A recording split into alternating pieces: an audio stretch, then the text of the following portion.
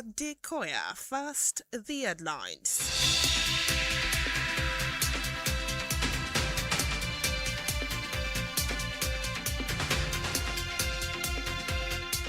Parents and schools at loggerheads over ban on graduation ceremony.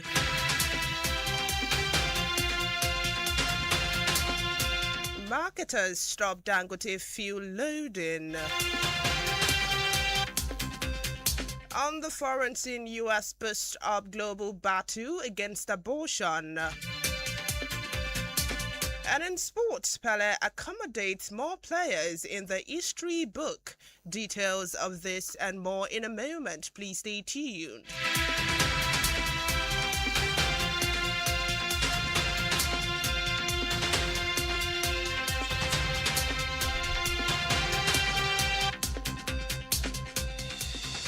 Glad to have you back. And now the news in detail, beginning from the home front. The Ondo State government's ban on graduation and promotion ceremonies for pupil and students in non-terminal classes has started generating issues. Report says that some parents and private school proprietors are backing the policy while others oppose it. The Commissioner for Education, Science and Technology, Professor Igbekele Ajibefo, maintained that the decision was introduced to relieve parents of unnecessary financial burden amid the prevailing economic challenges and curb the growing trend of schools organizing elaborate graduation ceremonies for pupils who are not leaving their respective classes. Moving away from that, as part of his plans to boost the Osun State economy if elected, the governorship candidate of the All Progressive Congress APC in Osun State, Bolaji Oyebamiji, has pledged to introduce mechanized farming. Speaking during his campaign tour of Obokun Oriade Federal Constituency, which stops at Ibokun and Ijebu-Ijesha market squares, Oyebamiji also promised to address the state's infrastructure deficit to ease the transportation of farm produce to market. He further assured residents of his commitment to revitalizing the agricultural sector, maintaining that he would provide necessary farm inputs and tools for all categories of farmers when elected. Moving on, following the facility's decision to sell fuel in dollars, marketers of petroleum products have stated that the loading of fuel has been put on hold at the Dangote Petroleum Refinery. Report says that the facility was not even loading its truck, sparking fear of possible fuel tightness across the country.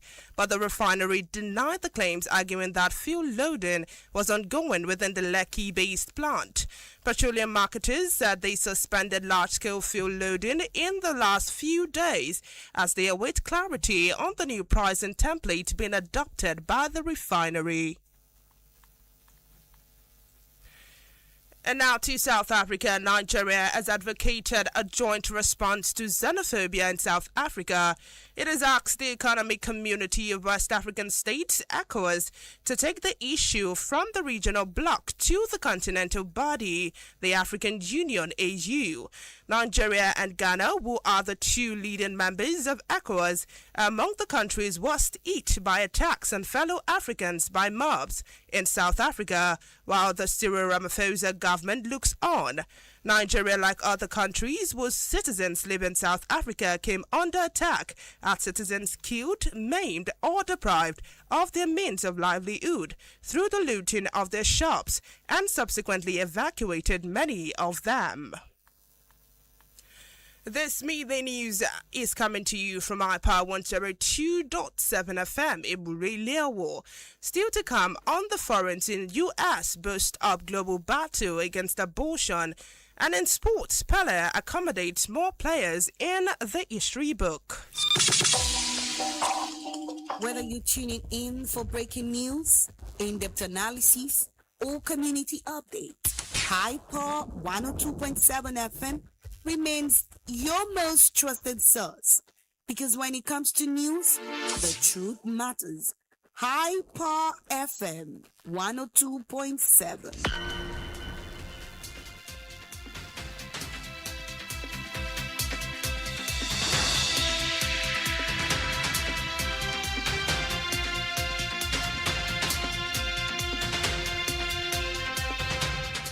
Welcome back. To be part of our program, follow us on Facebook, Instagram, X, and TikTok at iPower 1027 FM.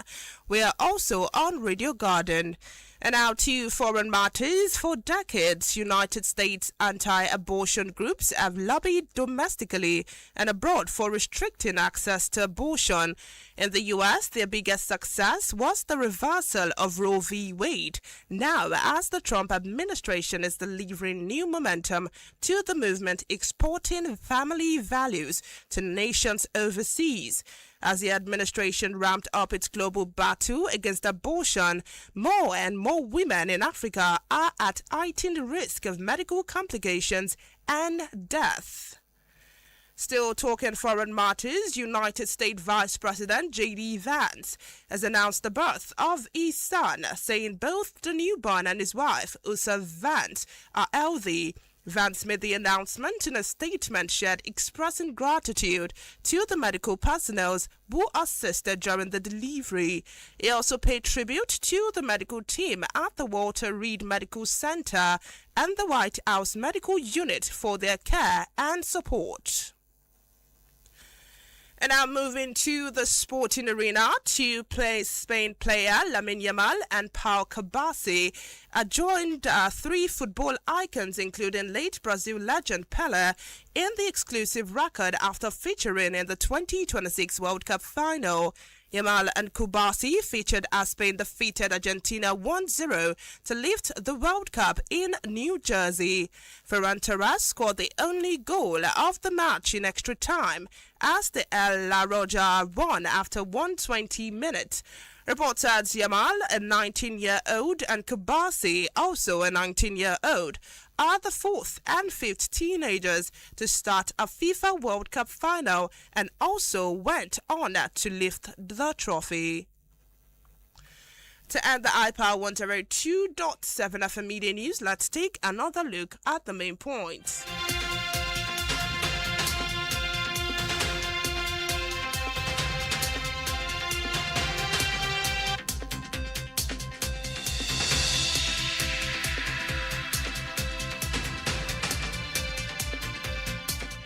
We told you in the course of the bulletin that the Ondo State government's ban on graduation and promotion ceremonies for pupils and students in non-terminal classes has started generating issues.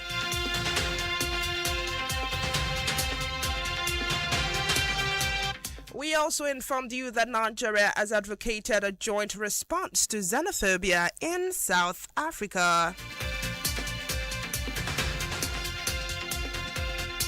On the foreign scene, we informed you that for decades, United States anti-abortion group have lobbied domestically and abroad for restricting access to abortion. And finally, in the sporting arena, we informed you that two plain players, Lamine Yamal and Pau Kabasi, have joined three football icons, including late Brazilian legend Pelé, and an exclusive record at featuring in the 2026 World Cup final.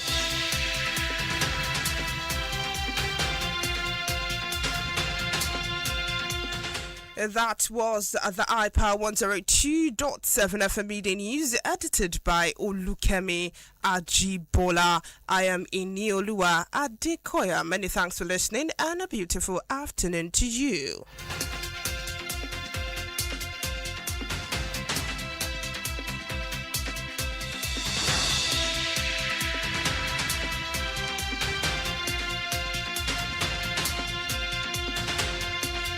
ìròyìn ọjọ́ kan rí tí kò ní tàbí ṣùgbọ́n ojúlówó ìròyìn láti ìkànnì iPower 102.7 èmùrè òwò ẹ jẹ́ ká jọ gbọ́.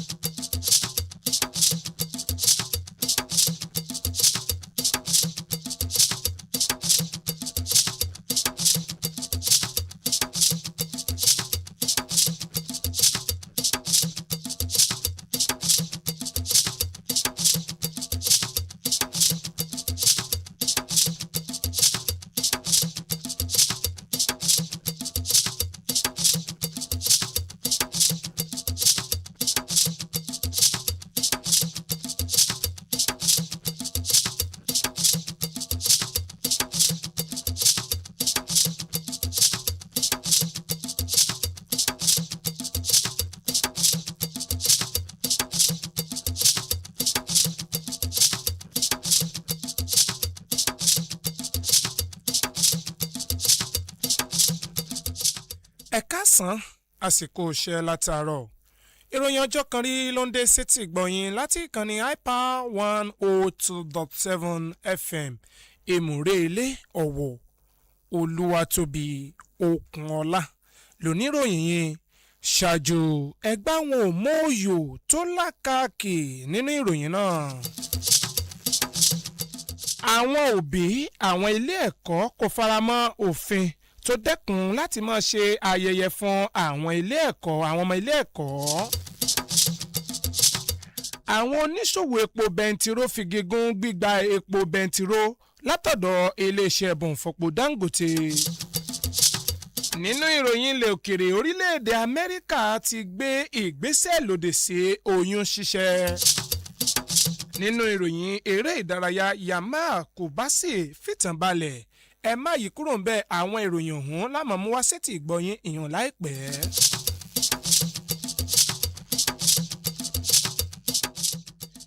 Ìròyìn náà rèé lẹ́kùnrẹ́rẹ́ bẹ̀rẹ̀ láti ìpínlẹ̀ Ondo. Àríyànjiyàn ti gbéra sọ ní ìpínlẹ̀ Ondo lẹ́yìn tí ìjọba ìpínlẹ̀ yìí ti dẹ́kun ṣíṣe ayẹyẹ àti ìgbéga fún àwọn akẹ́kọ̀ọ́ tí kò sí ní kíláàsì parí. Ìròyìn fi hàn pé díẹ̀ nínú àwọn òbí àti ilé ẹ̀kọ́ aládàáni faramọ́ ọ̀rọ̀ ọ̀hún nígbà tí àwọn mìíràn kò faramọ́ ìgbésẹ̀ náà. Ẹni tó jẹ́ kọmíṣánná fún ẹ̀kọ́ ìmọ̀ sáyẹ́ǹsì àti ìmọ̀ ẹ̀rọ ọ̀jọ̀gbọ́n Ìgbẹ́kẹ̀lé Ajíbẹ́fún ṣàlàyé wípé èròǹgbà ìjọba ni láti dín ìnáwó kù àti láti mú nǹkan rọrùn fún àwọn òbí látàrí ìṣòro tí ó dé bá ètò ọrọ̀ ajé ilẹ̀ yìí àti wípé láti dẹ́kun fún àwọn iléèwé tí ó máa ń ṣe àjọyọ̀ fún àwọn akẹ́kọ̀ọ́ tí wọn ò tí ì parí ilé ẹ̀kọ́ wọn. Kọjá lọ sí ìpínlẹ̀ Ọ̀ṣun gẹ́gẹ́ bí apá kan nínú ètò rẹ̀ láti gbé ètò ọrọ̀ ajé ìpínlẹ̀ Ọ̀ṣun lárugẹ. Tí ó bá di gómìnà ìpínlẹ̀ náà, olùdíje dípò gómìnà lábẹ́ ẹgbẹ́ òṣèlú olóṣùṣù ọwọ̀ APC ní ìpínlẹ̀ Ọ̀ṣun Bọ́lá Oyèbáméjì ti ṣe ìlérí láti mú iṣẹ́ tó dára fún àwọn ènìyàn ní ìpínlẹ̀ Ọ̀ṣun àti àwọn ọ̀dọ́. Ó sọ èyí lákòókò ìpolongo rẹ̀ ní ìjọba ìbílẹ̀ Òbòkun Oríadé. Ó ṣe ìlérí láti tún ọ̀nà àti ayé rọrùn àti kí ayé rọrùn fún àwọn olùtajà tó wà ní ọjà náà. Ẹ̀wẹ̀, Oyèbáméjì wá fi dá àwọn agbègbè ọ̀hún lójú wípé òun yóò mú nǹkan rọrùn fún àwọn ènìyàn nípa ọ̀rọ̀ nǹkan ọ̀gbìn ní agbègbè náà. Lẹ́yìn tí iléeṣẹ́ bọ̀nfọ̀pọ̀ Dangote ti ṣàlàyé wípé òun yóò máa ta epo bẹntiró ní owó ilẹ̀ òkèrè, àwọn oníṣòwò epo káàkiri ilẹ̀ yìí ti kéde pé àwọn ti fi gígùn gbígba epo bẹntiró láti ọwọ́ iléeṣẹ́ bọ̀nfọ̀pọ̀ Dangote. Gẹ́gẹ́ bí ìròyìn ṣe fi ìdí rẹ̀ múlẹ̀, wọ́n ní iléeṣẹ́ náà kò tí ì kó epo sí àwọn ọkọ̀ rẹ̀ tó sì wá fa ìbẹ̀rùbojo fún ọ̀pọ̀lọpọ̀ àwọn ọmọ ilẹ̀ yìí lórílẹ̀‐èdè yìí. Síbẹ̀ iléeṣẹ́ bọ̀nfọ̀pọ̀ Dangote kò faramọ́ ọ̀rọ̀ ọ̀hún tí àwọn olùtajà tí wọ́n sọ. Orílẹ̀-èdè Nàìjíríà ti pè fún ìṣepọ̀ àwọn orílẹ̀-èdè ilẹ̀ adúláwọ̀ láti dojúkọ ìkórìíra àwọn àjèjì ní apá gúúsù ilẹ̀ adúláwọ̀.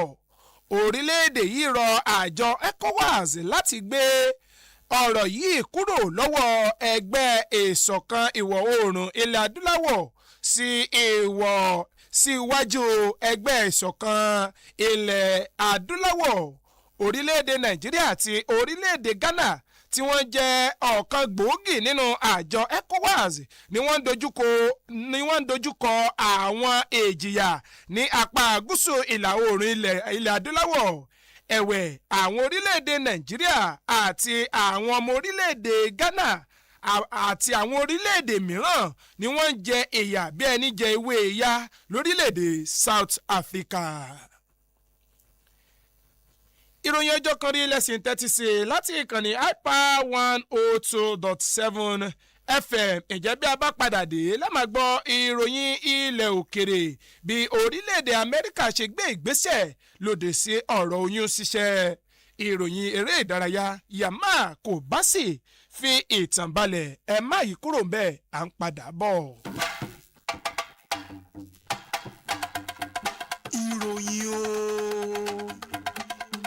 ìròyìn láti ìkànnì Hyper 102.7 FM.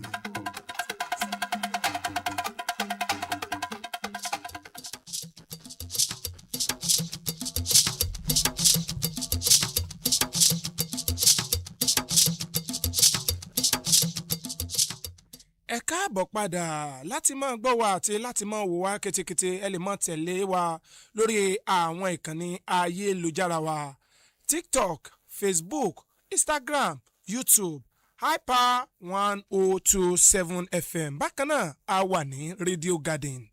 Ìròyìn ọjọ́ kan rí tọ̀sán ní tẹ̀sí ọwọ́ iwájú bẹ̀rẹ̀ láti ìròyìn ilẹ̀ òkèrè.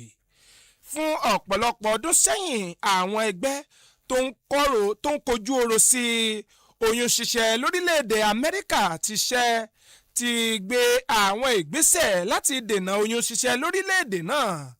Ọ̀rọ̀ ọ̀hún wáyé láti ọwọ́ Ron Van Wert tó jẹ́ ọ̀kan lára àwọn ìṣèjọba ààrẹ Trump tí wọ́n sì ti wá gbé ìgbésẹ̀ láti dín ọ̀rọ̀ máa yọ oyún kù èèyàn ní orílẹ̀‐èdè náà.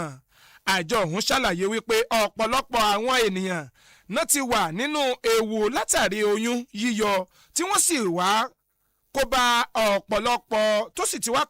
àwọn ọ̀pọ̀lọpọ̀ obìnrin ní ilẹ̀ adúláwọ̀ àti káàkiri àgbáńlá ayé. Bákan náà igbákejì ààrẹ orílẹ̀-èdè Amẹ́ríkà J.D.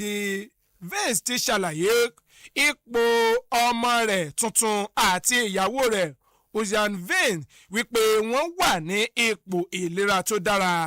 Nínú àkọsílẹ̀ tuntun tó kọ jáde ó ṣàlàyé wípé àwọn ọmọ òun tí wọ́n ṣẹ̀ṣẹ̀ bí àti ìyàwó rẹ̀ ni wọ́n wà ní ìlera tó péye tó wá dúpẹ́ lọ́wọ́ àwọn dókítà àti àwọn alábàáṣiṣẹ́ papọ̀ eléyìí ní ilé ìwòsàn tí wọ́n ti gbẹ̀bí ìyàwó rẹ̀.